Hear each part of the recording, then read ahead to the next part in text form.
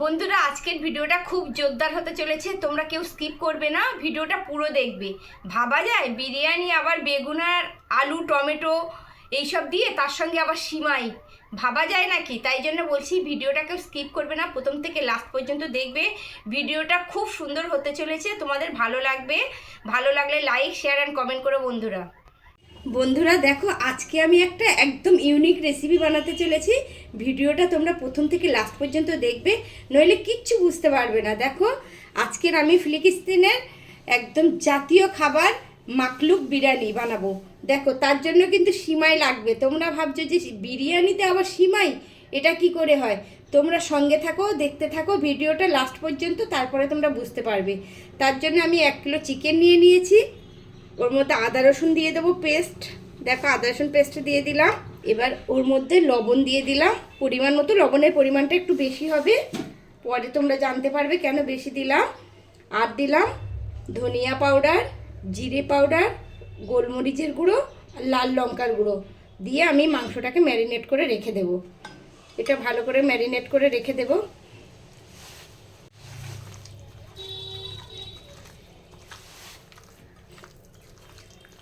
এটা আমি আধ ঘন্টার জন্য রেস্টে দিয়ে দেবো ভালো করে ম্যারিনেট করে। দেখো, কড়াই গরম হয়ে গেছে। এবার আমি একটু সাদা তেল দিয়ে দিলাম অল্প করে। দেখো, সিমাইটা আমি দিয়ে দিলাম আগে থেকে। এটা আগে একটু হালকা হালকা ফ্রাই করে নেব।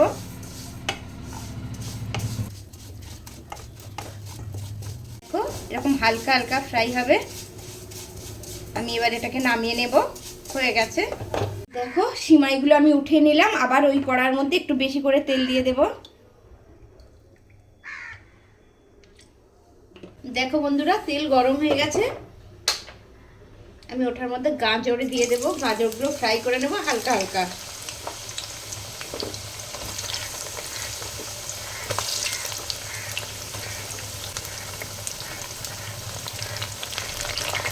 দেখো, এরকম হালকা হালকা ভেজে উঠিয়ে নেব। একদম এরকম হালকা থাকবে, বেশি ভাজবে না বন্ধুরা।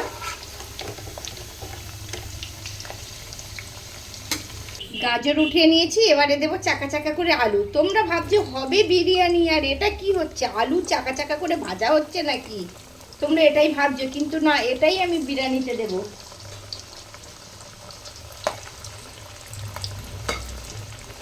সব হালকা হালকা, একদম সামান্য হালকা করে ভেজে নেব।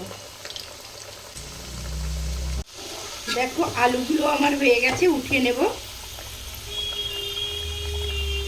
এরকম থাকবে হালকা হালকা।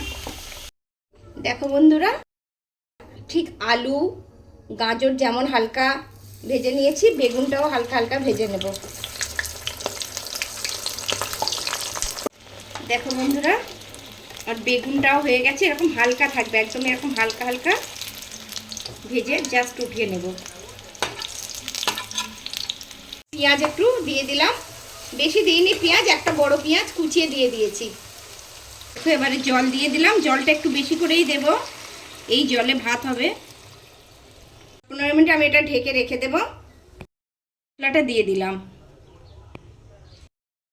দেখো বন্ধুরা, আমি হাঁড়িতে একটু সাদা তেল লাগিয়ে দিয়েছি, আর একটু বাটার পেপার ছিলানো হলো, পেপার দিয়ে একটু তেল লাগিয়ে ঘষে দিয়েছি। আর এই আলুগুলো সব তলাতে এরকম সাজিয়ে দেব পুরো।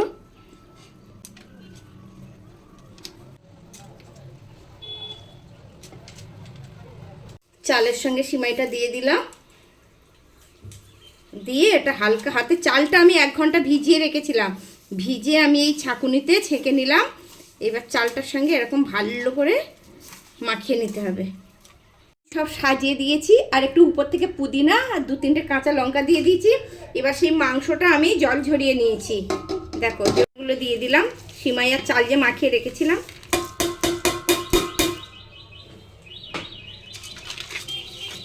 একটা চামচ ফেলে দিলাম, দিয়ে আমি এটা মাংসের জলটা আমি এইভাবে দিয়ে দেব। চামচটা কেন দিলাম? যাতে না ওই জল গিয়ে গর্ত হয়ে আর ওই মাংসগুলো আবার সব। এটা আমি এবারে গ্যাসে 10 মিনিট আমি জোরে দেব, দিয়ে একদম সিমে দিয়ে দেব 15 মিনিট, তারপরে এটা নামাবো।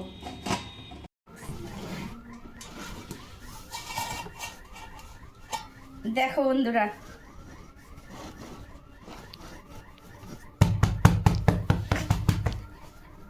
সিম সিম খুল যা।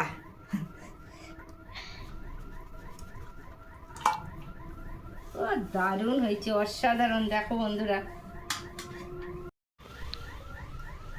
দেখো বন্ধুরা, আজকে আমরা এটা গরম গরম একদম সবাই টেস্ট করে দেখব। আমি একটু টেস্ট করে দেখি, দেখে তোমাদের বলবো কেমন হয়েছে।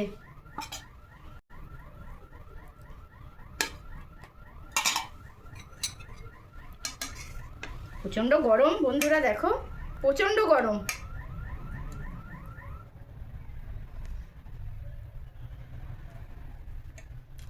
হেভি হয়েছে, হেভি, একদম পারফেক্ট হয়েছে। দেখো একটুও নিচে জল ফল কিছু নেই, একদম শুকিয়ে গেছে তলা। দেখো